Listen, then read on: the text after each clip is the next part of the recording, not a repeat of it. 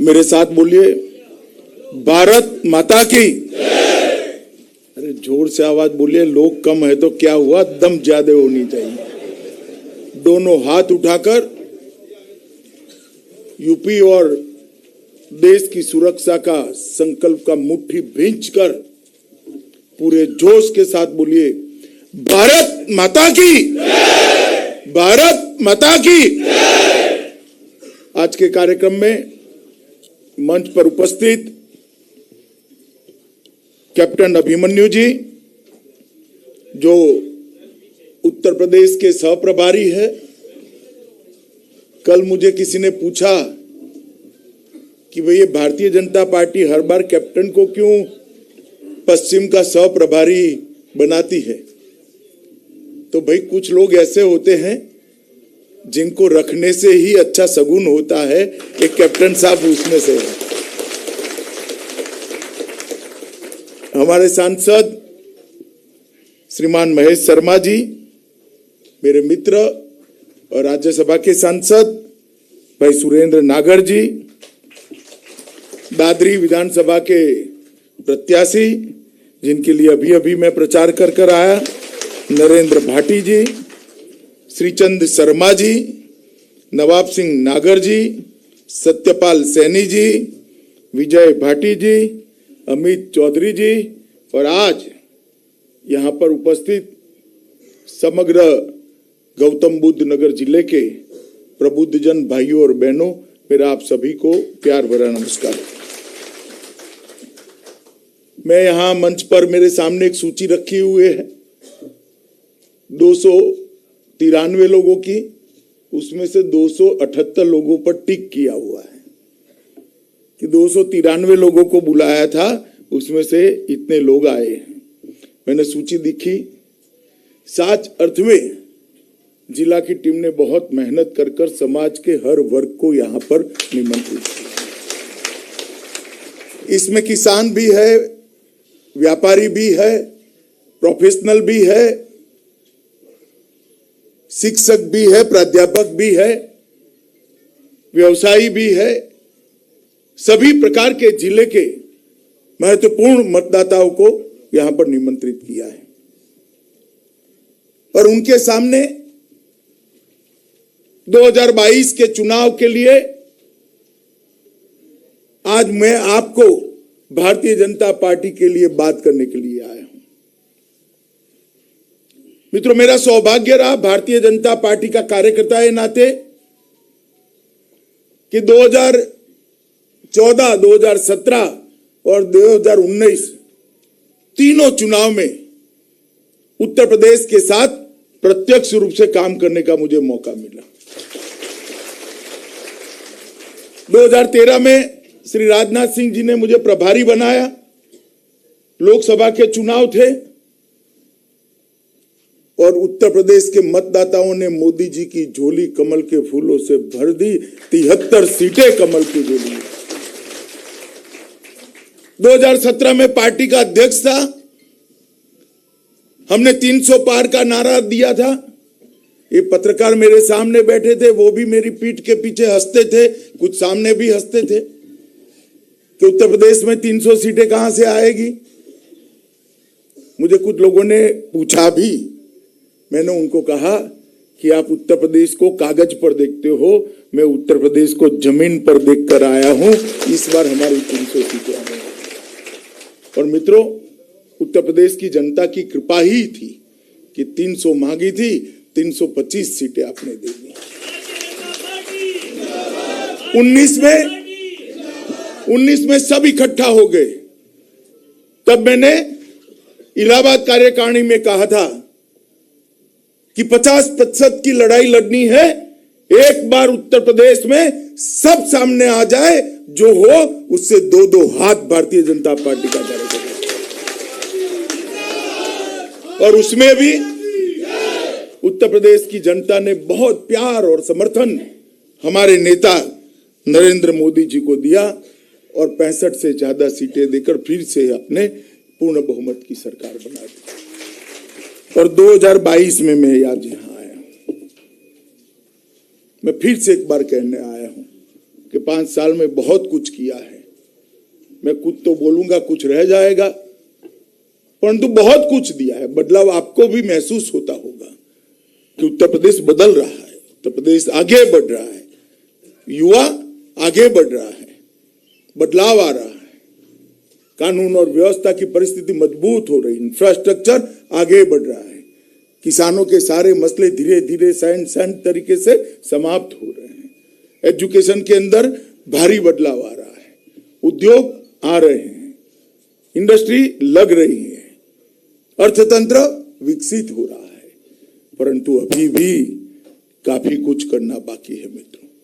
ये सपा बसपा बसपा सपा सपा बसपा 20 साल जो चला है ना आप लोगों ने, इसको उत्तर प्रदेश को एक बहुत बड़े गड्ढे में डालकर रख दिया है।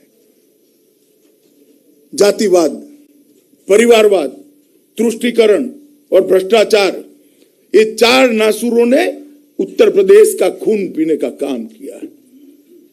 जातिवाद के आधार पर सरकारें चली, एक पार्टी आती थी तो एक जाति का काम करती थी, दूसरी पार्टी आती थी दूसरी पार्टी का जाति का काम करती थी।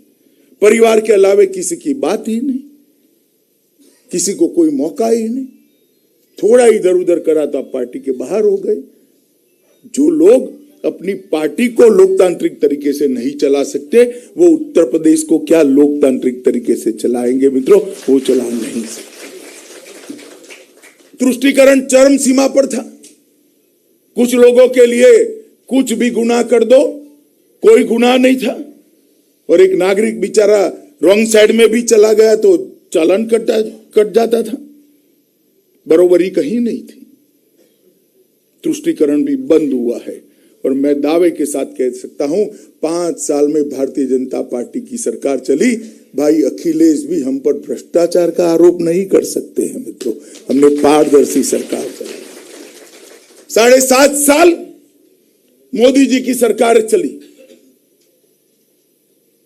राहुल बाबा कितने भी रिस्पॉन्सिबल स्टेटमेंट करते हो, मगर भ्रष्टाचार का आरोप नहीं कर सकते, क्योंकि वो भी जानते हैं कि पारदर्शी तरीके से सरकार।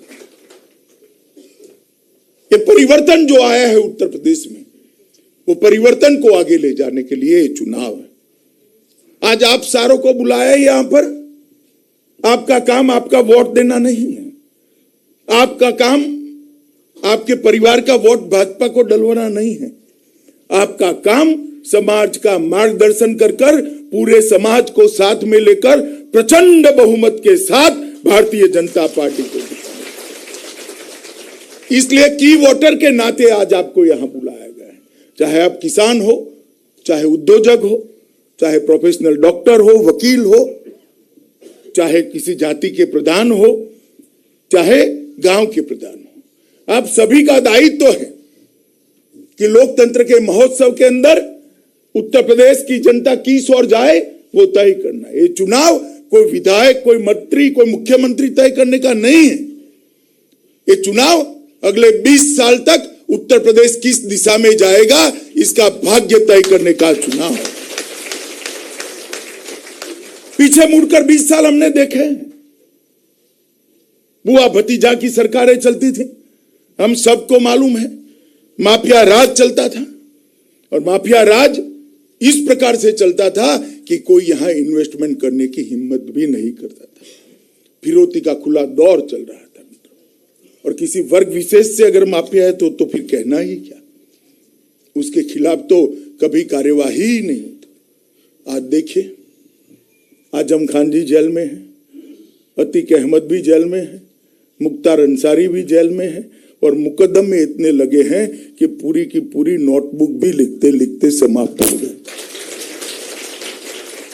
कभी इन लोगों पर कार्यवाही नहीं होती थी, खुलेआम शोषण करते थे, जमीनें कब्जाते थे, फिरौती उगाते थे, उनकी गैंगें चला करती थी। आज भारतीय जनता पार्टी के शासन में मुख्यमंत्री योगी आदित्यनाथ ने उत्तर प्रदेश के लॉ एंड ऑर्डर को परफेक्ट कर रख दिया है। किसी की मजाल नहीं है कि कुछ करे। मित्रों, मैं अभी अभी आ रहा था, एक व्यक्ति ने कहा कि साहब आप जीत ही जाओगे। मैंने बोला मुझे भी लगता है भला, मगर तुम क्यों कह रहे? तो थोड़ा एकदम हमारे साथ मनमेल वाला व्यक्ति नहीं था। तो क्या सपा के पास लाल लाइट और लीली लाइट दोनों है। वो लाल और लीली लाइट देखकर लोग भाजपा को वोट दे दे। भाई जरा एक्सप्लेन करो, मैं तो समझ नहीं पा रहा कि देखिए अखिलेश जी के हाथ में एक लाल लाइट है जो विकास के लिए है। वो आएंगे तो विकास फिर से एक बार रुक जाएगा, स्टॉप हो जाएगा, फुल स्टॉप हो जाएगा। मनोरल लीली लाइट कि लीली लाइट माफिया और गुंडे के लिए है, वो आएंगे तो माफिया और गुंडे फिर से बेरोक टोक चलेंगे। तो जब लाल और लीली लाइट है तब तक आपको चिंता की जरूरत नहीं है। मेरे को आपका सोचना गलत है। हम समाजवादी पार्टी ने क्या बुरा किया इसके आधार पर वोट मांगने नहीं आए हैं। भारतीय जनता पार्टी ने क्या किया और क्या करेगी इसके आधार पर हम वोट मांगेंगे। ये चुनाव रचनात्मक मतदान का चुनाव है और उसमें की वोटर की बड़ी महत्वपूर्ण भूमिका है। मित्रों, ये रेड लाइट और ग्रीन लाइट, ये दोनों लाइट का फ्यूज निकालने का काम उत्तर प्रदेश की जनता ने करना है। और मैं आपको कहता हूं कि पिछड़ों की बातें करते थे, इनके समर्थन से दिल्ली में सरकारें चली। पिछड़ा वर्ग आयोग को कभी भी मान्यता नहीं मिली थी। संवैधानिक मान्यता देने का काम नरेंद्र मोदी जी ने किया। कल ही पद्म पुरस्कार घोषित हुए। यूपी के पूर्व मुख्यमंत्री हमारे नेता कल्याण सिंह जी को पद्म पुरस्कार से सम्मानित करने का काम नरेंद्र मोदी जी ने किया। कल्याण सिंह जी ने उत्तर प्रदेश में पहली बार माफिया मुक्त सुशासन की शुरुआत करी थी और पहली बार मैंने किसी व्यक्ति को हंसते हंसते त्याग पत्र देते हुए उस जमाने में टीवी पर देखा था कि अगर राम मंदिर बनता है तो 100 बार सीएम की कुर्सी उस पर कुर्बान। आज वो व्यक्ति को हमने सम्मान दिया है, मोदी जी ने उनको सम्मान दिया है। कांग्रेस के जमाने से मेडिकल और इंजीनियरिंग के दाखलों के अंदर ओबीसी को रिजर्वेशन नहीं था। सीधी परीक्षाएं, आप बैठ जाइए बहन जी, नीचे बैठ जाइए आप। जो सीधी परीक्षाएं होती थी इसके अंदर ओबीसी को आरक्षण नहीं था। भारतीय जनता पार्टी ने ओबीसी को आरक्षण देने की शुरुआत की और आज हजारों बच्चे डॉक्टर और इंजीनियर बन पा रहे हैं। और आपने सालों तक सपा बसपा ने सालों तक कांग्रेस का समर्थन किया। मुझे मालूम नहीं है क्या मजबूरी है उनकी। यही कांग्रेस के नेता राजीव गांधी ने पिछड़ों के आरक्षण के सामने 1 घंटा और 40 मिनट का भाषण लोकसभा के अंदर करा था, लोकसभा के रिकॉर्ड पर पड़ा था। आप उनका तो समर्थन करते थे और पिछड़ों की बातें कर रहे हैं। मित्रों, इन लोगों के दिखाने के और चबाने के दांत अलग अलग है। ये लोग कभी भी विकास नहीं कर सकते हैं। मित्रों, मैं आपको बताने आया हूं कि योगी जी की सरकार ने लगभग 2000 करोड़ की भूमि माफियाओं से मुक्त कराकर आज वहां पर गरीबों को आवास, मेडिकल कॉलेज और विद्यालय बन गए। 2000 करोड़ की। अब उनको परेशानी तो होगी। इनकम टैक्स रेट डालती है, जीएसटी वाले रेट डालते हैं और मेटाडोर भरकर नोटों की गड्डियां निकलती है तो वो कहते हैं राजनीतिक रेड है। भाई राजनीतिक भी हो सकती है मगर हमें तो कोई परेशानी हुई। आपका पेट क्यों उबल रहा है भाई अखिलेश, बताओ तो जरा क्या कनेक्शन है। अरे भले आदमी इतना तो सोचो, कनेक्शन है तो भी इतने सार्वजनिक रूप से नहीं बोलते हैं। इतना तो सोचो।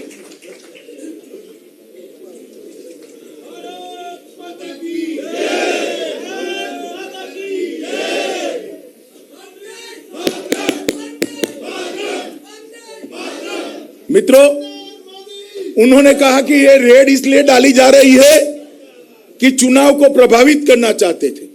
तो क्या वो पैसों से आप चुनाव लड़ना चाहते थे?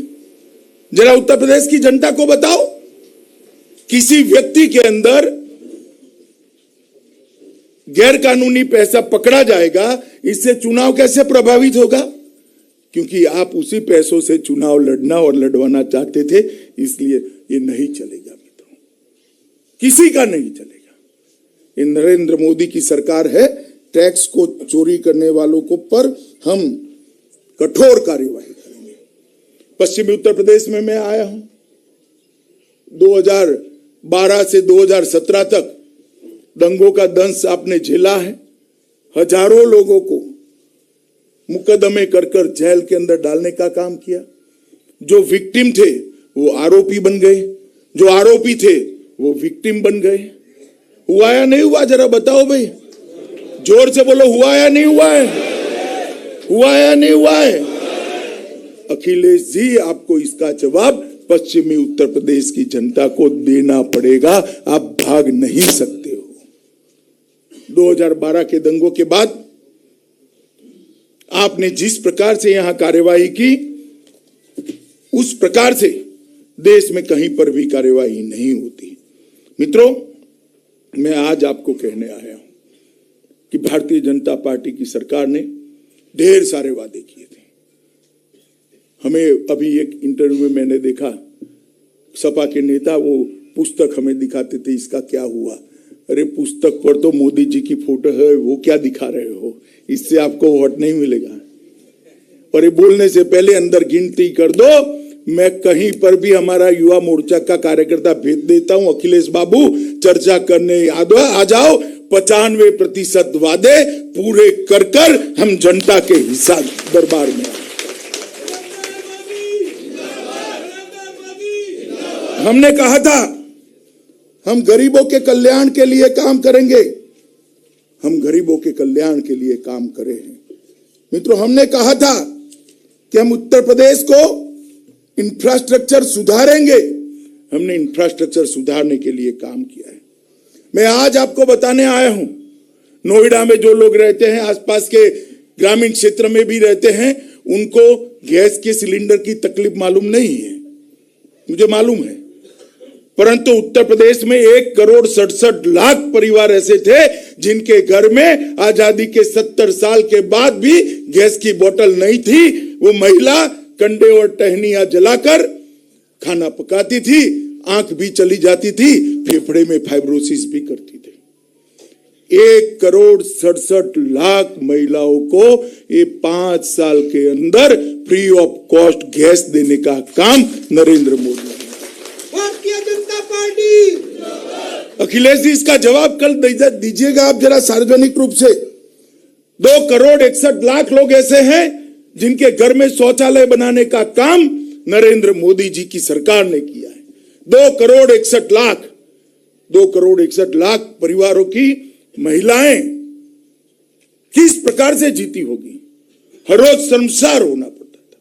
आप कल्पना कर सकते हैं, छोटी सी बच्ची जब घर में शौचालय नहीं होता, इसके दिन की शुरुआत कितनी शर्म के साथ होती होगी। वो हमें यहां नोएडा में रहकर मालूम नहीं पड़ता है मित्रों, परंतु वो गरीब के घर में शौचालय भेजकर 10 करोड़ की आबादी को शर्म से मुक्त कराने का काम नरेंद्र मोदी जी ने। हमने कहा था हम गरीबों का काम करेंगे। मैं गिनाने आया हूं, अखिलेश बाबू और बहन जी, नोट पेन लेकर लिख लो और जवाब दो इसका। आप पूछते हो क्या किया है, मैं बताता हूं क्या किया है। मित्रों, प्रधानमंत्री मातृ वंदना योजना में 40 लाख महिलाओं को फायदा हुआ। इस उत्तर प्रदेश के अंदर 1,41,00,000 परिवार ऐसे थे जिनके परिवार के अंदर 70 साल की आजादी के बाद बिजली का कनेक्शन नहीं था। गांव छोड़ो, मैं परिवार की बात करता हूं। परिवार के अंदर बिजली का कनेक्शन नहीं था। 1,41,00,000 परिवारों को घर में फ्री ऑफ कॉस्ट बिजली का कनेक्शन भेजने का काम प्रधानमंत्री नरेंद्र मोदी जी ने किया है। मित्रों, 1,41,00,000 2,60,81,000 परिवारों में एलईडी के बल्ब भेजे। प्रधानमंत्री स्वनिधि योजना में 8,80,000 रेडी पटरी वालों को लोन देकर उनको आगे बढ़ाया। उत्तर प्रदेश कोरोना में सबसे ज्यादा टीका लगाने वाला राज्य है। मैं उत्तर प्रदेश के मुख्यमंत्री योगी आदित्यनाथ को हृदय से बधाई देना चाहता हूं। मोदी जी ने 130 करोड़ लोगों को फ्री ऑफ कॉस्ट टीका लगाने का काम किया है। और कुछ लोग थे, मैं नाम देना नहीं चाहता हूं, जरा अपनी आत्मा में झांक कर देखे, जो कहते थे ये भाजपा वालों का टीका है, जल्दी मान्यता दे दी है, कुछ होगा क्या होगा, हम तो नहीं लेंगे। नहीं भी लिया, बाद में डर कर ले भी लिया। मैं उन नेताओं को पूछना चाहता हूं, आपने जनता को गुमराह करने का काम किया है, माफी मांगिए जनता से। अगर टीकाकरण न हुआ होता, वैक्सीनेशन न हुआ होता, तो तीसरी लहर में क्या होता इसकी कल्पना कर सकते हैं आप। मगर मोदी जी के इरादे फौलादी है। कुछ लोग इधर उधर विरोध करें, इससे हम झुकने वाले नहीं है, डरने वाले नहीं है, फौलादी इरादे लेकर चलते हैं। और आज 130 करोड़ लोगों का टीकाकरण समाप्त होने के कगार पर आ गया। उत्तर प्रदेश के अंदर हम सब जानते हैं 15 करोड़ से ज्यादा लोग गरीबी रेखा के नीचे जीते हैं। जब कोरोना आया, लॉकडाउन हुआ, ऑटो बंद हो गए, रेहड़ी पटरियां बंद हो गई, कारखाने बंद हो गए, लघु उद्योग बंद हो गए। लोग क्या खाएंगे? बचत तो होती नहीं है। जो लोग रोज कमाकर रोज खाने वाले थे, उनका क्या होता? 2 साल से देश के प्रधानमंत्री नरेंद्र मोदी जी उत्तर प्रदेश में 15 करोड़ लोगों को प्रति माह 5 किलो अनाज मुफ्त देने का काम कर रहे हैं। 15 करोड़ लोगों को, देश के 80 करोड़ लोगों को हर माह 5 किलो अनाज देने का काम ये भारतीय जनता पार्टी की सरकार। 42 लाख लोग ऐसे थे जिनके पास रहने का मकान नहीं था। मित्रों, 42 लाख लोग ऐसे थे जिनके पास रहने का मकान नहीं था। ये 42 लाख लोगों को प्रधानमंत्री आवास योजना के तहत मकान अलॉट करना और 21 लाख से ज्यादा लोगों को मकान दे देने का काम नरेंद्र मोदी सरकार ने किया। और 20 साल आप रहे हो भाई, हम 5 साल रहे हैं। अखिलेश बाबू, ये 5 साल में मैंने जो आंकड़े लिए, इससे आधा भी अगर 20 साल में करा हो तो बता देना जरा। हमने गरीबों के घर बनाए। सपा का साइकिल पर चलने वाला आदमी मर्सिडीज लेकर घूमता हो गया, गरीब बेचारा वहां का वहां रह गया। हमने गरीबों के घर बनाए, गरीबों के घर में बिजली बेची, शौचालय बेचा, गैस का सिलेंडर बेचा। और बसपा का कार्यकर्ता, बसपा का नेता हाथी पर सवार होकर उन्मत्त होकर चलता रहा। गरीब की चिंता ना सपा ने करी है, ना बसपा ने करी है। कांग्रेस का तो सवाल ही नहीं है। मित्रों, जहां तक दादरी और पश्चिमी उत्तर प्रदेश का सवाल है, ढेर सारे काम यहां पर किए गए हैं। मित्रों, दादरी में लाइब्रेरी भी बन रही है, मिहिर बोर्ड डिग्री कॉलेज भी में प्रयोगशालाएं भी बन रही है, ग्रेटर नोएडा में 7 ओवरब्रिज का काम हुआ है, world class multi modal logistic park बन रहा है, जेवर एयरपोर्ट बन रहा है जो एशिया का सबसे बड़ा हवाई अड्डा बनने जा रहा है, जिससे यूपी के 5 लाख युवाओं को नौकरी मिलने वाली है। फिल्म सिटी भी यहाँ बनने वाली है, निफ्ट भी यहाँ बनने वाली है। मित्रों, आईटी इलेक्ट्रॉनिक्स हब भी नोएडा के अंदर ही बन रहा है, जहां ग्रेजुएट हुए आईटी के सारे युवाओं को नौकरी मिलने की संभावना है। सॉफ्टवेयर पार्क भी यहां बन रहा है, डेटा सेंटर भी यहां बन रहा है, गंगा एक्सप्रेस वे भी पश्चिम में ही बन रहा है, एप्रल पार्क भी यहां पर बन रहा है, और टॉय सिटी भी यमुना प्राधिकरण के क्षेत्र में बनने का काम हो रहा है। अखिलेश जी, मेरी सूची तो बहुत लंबी है, समय कम है, मगर मैंने गिनाया है, इसका 1/10 भी अगर 10वां भी आपके पास है तो कल जरा सूची पढ़ लेना एक बार जनता। और ये तो मैं सिर्फ पश्चिमी उत्तर प्रदेश का पढ़ रहा हूं भैया। उत्तर प्रदेश के तो 6 प्रांत हैं, पश्चिमी है, ब्रज है, अवध है, गोरक्ष है, काशी है और बुंदेलखंड है, कानपुर बुंदेलखंड है। 6 प्रांत है, मैं तो सिर्फ एक ही प्रांत का पढ़ रहा हूं, मगर आप इतना सारा भी अगर इसका 1/10 भी अगर आपने उत्तर प्रदेश के लिए किया है तो आप जरूर बताना। मित्रों, मोदी जी के नेतृत्व में आपने 2 बार सरकारें बनाई, झोली भर भर कर वो मोदी जी को वोट दिए। मैं आपको गर्व के साथ कहना चाहता हूं, आपने हमसे जो अपेक्षाएं रखी थी, मोदी जी ने विनम्रता के साथ सारी अपेक्षाओं को पूरा करने का काम किया है। ये पूरे सदन में हर जिले के लोग हैं। आज मुझे बताइए भैया कि ये पूरे सदन में कोई ऐसा मानता था कि कभी धारा 370 जाएगी? जरा जोर से बोले। मानता था? पक्का? मोदी जी से आपने मांग करी थी क्या? आंदोलन किया था क्या? धरने करे थे क्या?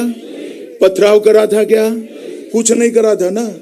दूसरी बार 2/3 बहुमत दिया। 5 अगस्त 2019 को धारा 370 और 35A को उखाड़ कर फेंक देने का काम नरेंद्र।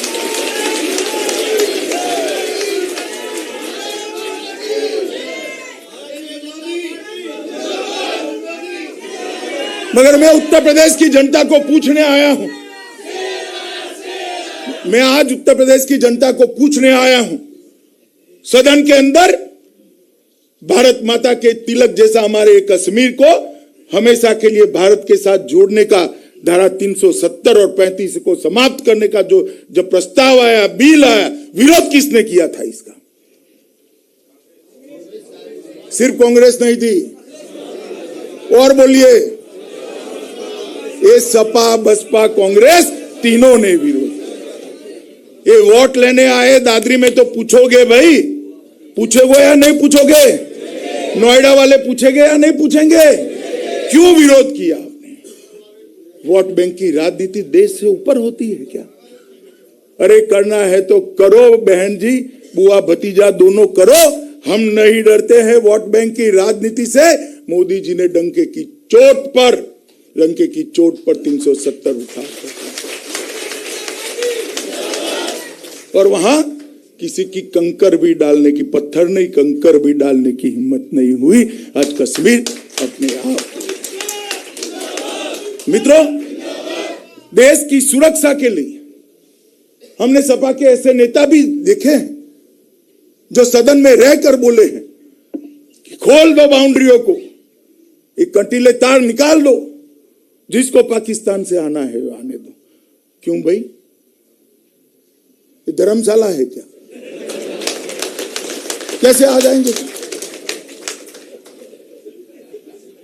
उनका शासन था, कांग्रेस का शासन था, सोनिया मनमोहन सिंह का शासन था, सपा बसपा का समर्थन था। आलिया मालिया जमालिया अंदर घुस जाते थे, हमारे जवानों के सर काट कर चले जाते और सर काटकर उसको पैरों से अपमानित करते थे। किसी की हिम्मत नहीं थी बोलने की। वहां अपने जवानों के सर काटे जाते थे, वहां जाकर पैरों से अपमानित करते थे। यहां दिल्ली के नेताओं के सर पर जूं नहीं रहती थी। आपने परिवर्तन कर दिया। नरेंद्र मोदी जी की सरकार आ गई। नरेंद्र मोदी जी की सरकार बनने के बाद भी पाक पीड़ित आतंकवादियों ने 2 हमले किए, उरी में किया और पुलवामा में किया। वो भूल गए कि सरदार मनमोहन सिंह की सरकार नहीं है, ये सोनिया गांधी की पार्टी की सरकार नहीं है, ये नरेंद्र मोदी की सरकार है, भारतीय जनता पार्टी की सरकार है। ये पार्टी श्यामा प्रसाद मुखर्जी की पार्टी है। 10 ही दिन के अंदर सर्जिकल स्ट्राइक और एयर स्ट्राइक कर पाकिस्तान के घर में घुसकर आतंकवादियों के परछड्डे उड़ा देने का काम नरेंद्र मोदी। देश की सीमाओं की सुरक्षा, देश की सीमाओं का संरक्षण और देश की सीमाओं का सम्मान कैसे होता है, इसकी पूरी दुनिया के अंदर उदाहरण बिठाने का काम नरेंद्र मोदी जी ने किया है मित्रों। और भारत को अमेरिका और इजराइल के साथ तीसरा नाम आ गया जो देश की सीमाओं के अतिक्रमण को कभी सहन नहीं करते। मोदी जी ने कहा था हम गरीबों का काम करेंगे, किया। मोदी जी ने कहा था कि हम देश को सुरक्षित बनाएंगे, सुरक्षित बनाया। मोदी जी ने कहा था कि सालों के लंबित मसले को हम समाप्त कर देंगे। एक एक एक एक मसले को चुन चुन कर किया, अभी 2.5 साल और बाकी है। मित्रों, वादे कैसे निभाए जाते हैं वो भारतीय जनता पार्टी के हमारे प्रिय नेता नरेंद्र मोदी जी के पास से सीखने की। उन्होंने उत्तर प्रदेश की जनता को कहा था कि हम इंफ्रास्ट्रक्चर देंगे, अर्थतंत्र को सुधारेंगे। पूरे 70 साल में 2 एक्सप्रेस हाईवे बने और इसमें अखिलेश जी ने इतने फोटो खिंचा दिए, ओहो, उनको लगा कि एक्सप्रेस हाईवे भी अकेला विकास है। अखिलेश बाबू, आपने 2 बनाए थे 20 साल के अंदर, हमने 5 साल में और 5 बनाकर पूरे उत्तर प्रदेश को जोड़ने का काम। 40 मेडिकल कॉलेज बनाए हैं, 13 नए विश्वविद्यालय बनाए हैं, मेडिकल सीटों की संख्या को 1900 से 4200 तक ले जाने का काम भारतीय जनता पार्टी की योगी आदित्यनाथ सरकार ने किया है। 70,000 किलोमीटर गांव को जोड़ने वाले रास्ते बनाए हैं। हर गांव को कनेक्टिविटी देने का काम भारतीय जनता पार्टी की सरकार ने किया है। आप मुझे बताओ, अभी मैं शारदा यूनिवर्सिटी के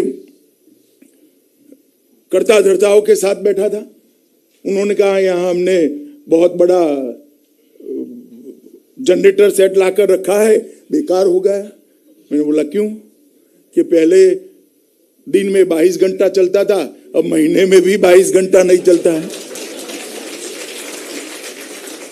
क्या आपकी सरकार पहले बनती तो हमारा जनरेटर का इन्वेस्टमेंट ही न होता? भाइयों बहनों, सच अर्थ से बताना, बिजली की स्थिति सुधरी है या नहीं सुधरी? जोर से बोलना, सुधरी है? जरा अखिलेश को भी बता देना, उनको मालूम नहीं पड़ता है। कानून और व्यवस्था सुधरी है या नहीं सुधरी? इन्वेस्टमेंट आया है या नहीं आया? नई यूनिवर्सिटियां बनी है या नहीं बनी? मेडिकल कॉलेज खुले हैं या नहीं खुले? नर्सिंग कॉलेज खुले हैं या नहीं खुले? हर गरीब के घर में 6 की 6 चीजें पहुंची है या नहीं पहुंची? मित्रों, हमने ना जाति देखी है ना धर्म देखा है। मोदी जी के नारे के अनुरूप सबका साथ, सबका विश्वास, सबका प्रयास और सबका विकास, इसके अनुरूप हमने काम रिलीजियसली काम करने का प्रयास किया है। मित्रों, अखिलेश बाबू हमेशा कहते थे, मैं कई बार सुना है कि मंदिर वहीं बनाएंगे, तिथि नहीं बताएंगे। अरे अखिलेश बाबू, भूमि पूजन भी हो गया। किसी को कल्पना थी भाई आपको? मोदी जी ने भूमि पूजन कर दिया। देखते देखते गगनचुंबी श्री राम का मंदिर वहां पर बनने वाला। काशी विश्वनाथ कॉरिडोर आज सम्मान के साथ खड़ा है। औरंगजेब ने जो कॉरिडोर को तोड़ा था, इसको मोदी जी ने पुनः निर्मित कर आज दुनिया भर के श्रद्धा आस्थावान लोगों का सम्मान और उनको संतुष्टि देने का काम किया है। उत्तर प्रदेश के अंदर जो परिवर्तन दिखाई पड़ता है, ढेर सारी चीजों में आज उत्तर प्रदेश नंबर 1 है। हरी मटर सबसे ज्यादा उत्तर प्रदेश उगाता है, आलू सबसे ज्यादा उत्तर प्रदेश पैदा करता है, गेहूं सबसे ज्यादा उत्तर प्रदेश पैदा करता है, चीनी सबसे ज्यादा उत्तर प्रदेश, गन्ना सबसे ज्यादा उत्तर प्रदेश पैदा करता है। इस एक भी चीज में ये बुआ भतीजा के राज में उत्तर प्रदेश नंबर 1 नहीं था, आज आ गए। रोजगारी के अंदर उत्तर प्रदेश देश में सबसे तेजी से बढ़ा है, टीके सबसे ज्यादा लगा दिए हैं। ये नंबर 1 अखिलेश को शायद दिखाई नहीं पड़ता है, उनको 2 से 0 की ही संख्याएं दिखाई देती है और हमारी आदत नंबर 1 की है, इसलिए उनको विकास ही नहीं दिखाई देता है। अब कहा तो वो अपनी आदत सुधार ले या हम अपनी आदत सुधारें, मगर इस बार आप एक बार फिर से जमीन दिखा दो तो उनको नंबर 1 दिखाई पड़ेगा। माताओं, भाइयों, बहनों, करने को तो बहुत सारी बात है। आप लोगों को आज शाम को परिवार के साथ रहना था, मैंने यहाँ बुलाया है। मेरी आपसे विनम्र प्रार्थना है, करबद्ध प्रार्थना है कि आप सब प्रमुख मतदाता हो।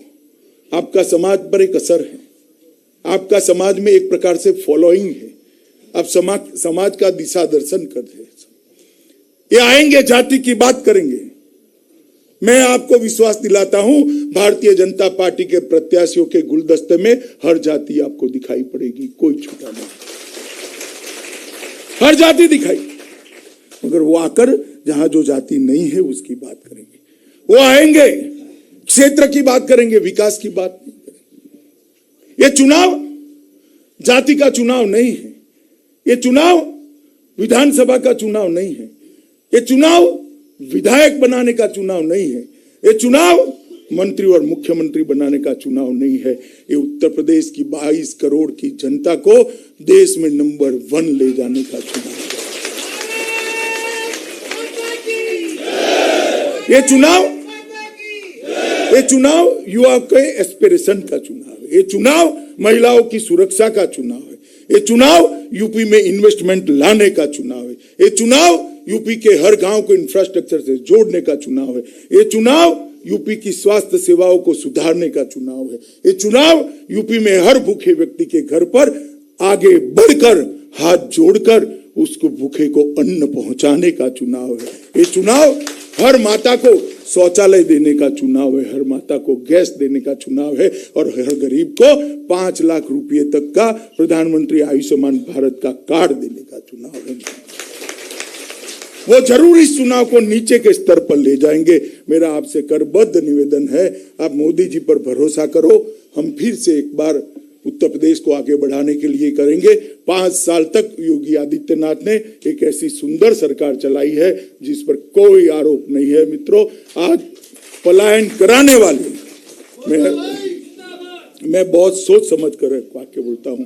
योगी जी ने 5 साल बहुत अच्छे से सरकार चलाई है, आज पलायन कराने वाले पलायन कर गए हैं इस प्रकार की सरकार। तो माताओं, भाइयों, बहनों, युवाओं, मेरा आप सभी से करबद्ध निवेदन है कि भारतीय जनता पार्टी के लिए वोट आप स्वयं करिए, आपके परिवार का भी कराइए और आपके इर्द गिर्द जो लोग हैं सबका कराइए। कोरोना तब तक काफी नीचे जाता जा रहा है, मास्क पहनिए जरूर, सोशल डिस्टेंस की व्यवस्था भी जरूर करी है चुनाव आयोग ने वोटिंग देने के लिए, परंतु मतदान जरूर करिए। आपका एक वोट उत्तर प्रदेश और देश का भाग्य बदलने का वोट है।